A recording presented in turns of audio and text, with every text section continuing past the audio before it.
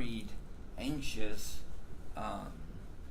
in the future, in the past, that's the only thing that Buddha awoke into. It's not a whole mystical thing. I can't say what it's like to be enlightened, but it has to be something to do with knowing the gravity of the moment that you're in. I don't want to say that Buddhism teaches that we're in the Matrix, but the Buddhism teaches that we're in the Matrix. Even quantum physics says if you take anything and put it under a microscope and you magnify it, there ain't nothing but fluctuating energy. My skin, piece of cloth, carpet, anything under a microscope, you're closer and closer and closer.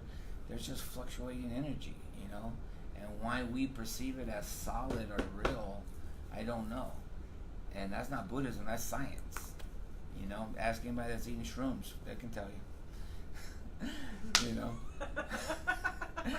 That things turn into fluctuating energy, right? And so that's what Buddha found 2,600 years ago, meditating, that the world is not what we expect it to be.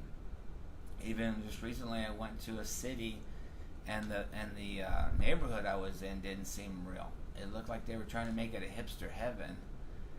And I'm not saying that it wasn't a cool place to be. It just was like coffee shop, bookstore, restaurant, It's kind of like going to one of these, like a tourist town where everything is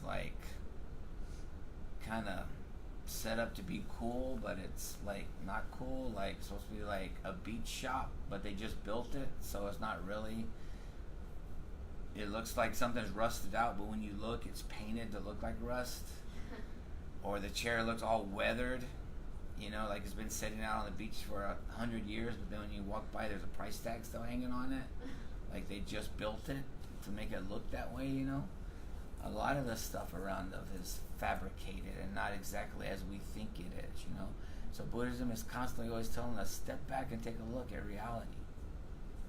Is this real? Or is this just your own perception? Or is somebody trying to force you to see things in a certain way, Even on planes, when you fly over a city, when you're down in the city, it looks huge. But when you fly over it, you can tell that we're still a part of nature. Even Dallas or Fort Worth or San Antonio from a plane looks like it's in the middle of a jungle. There's nature everywhere. And it looks like somebody just hacked out a little village in all this nature. Have you ever seen that from a plane? You look down and everything looks so small, the world looks so big, and you can see that nature, even as much as we're building all the time, you'd be surprised how many trees and wooded areas and the open land there still is. And it's kind of like, even flying over Texas, when you're looking down, it looks like Africa. It's like these little villages and these little trails that are actually these major highways. And so it's an illusionary thing to be in the middle of a city when from the sky it looks totally different. So the scripture says wakefulness is the way to life. That means attention, being mindful. Wakefulness is the way to life. The fool sleeps as if he is already dead, but the master is awake and lives forever. They watch, they're clear, how happy they are, for they see that wakefulness is life. How happy they are, following the path of the awakened. With great perseverance, they meditate, seeking freedom and happiness. So awake, reflect, and watch. Work with care and attention. Live in the way, and the light will grow in you. The fool is careless or distracted, but the master guards his watching or his attention. It is his most precious treasure. They never give in to desire. They meditate, and in the strength of their resolve, they discover true happiness. Whoever overcomes desire, from the tower of wisdom, they look down with dispassion upon the sorrowing crowd. From the mountaintop, they look down on those who live close to the ground. So this is basically a message that Buddha preached to monks, saying the difference between you and people that are householders and working and living in the world is you have all this time to actually focus on yourself, focus on your mind, find out where suffering comes from, where anger comes from, where depression comes from, where does anxiety come from. All of this is arising within you. It's not the world doing it to you, it's your response to the world, you know.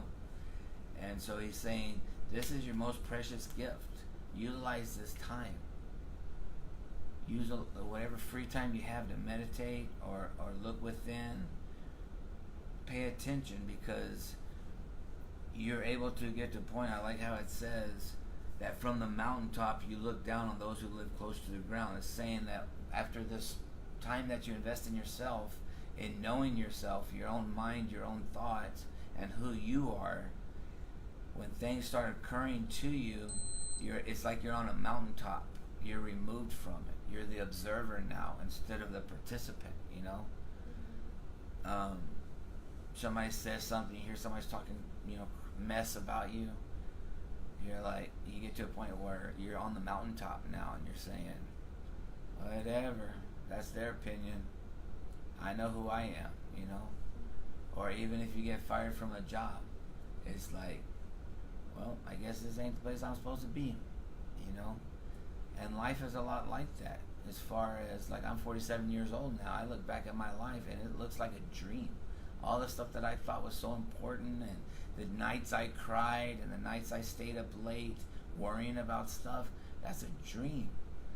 Like, even like when we had 6 kids living in a 3-bedroom apartment, having to cook those breakfasts and lunches and suppers, and the grocery bill and the bills we couldn't pay and the debt and the worry. That was like I dreamed it. I don't even know.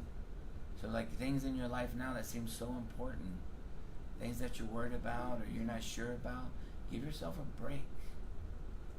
When it's time to do something, do it. When there's nothing left to do, give yourself permission to relax. It's all going to turn out one way or another.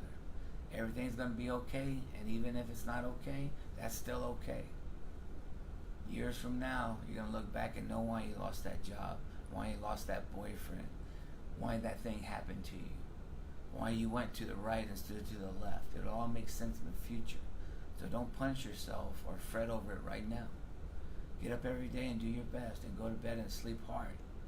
Enjoy your time with your friends. Drink a beer every once in a while. Watch a movie. Be kind to yourself.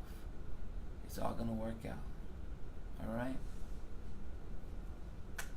All right. Well, we'll do our chanting now. All right, let's see, page 7.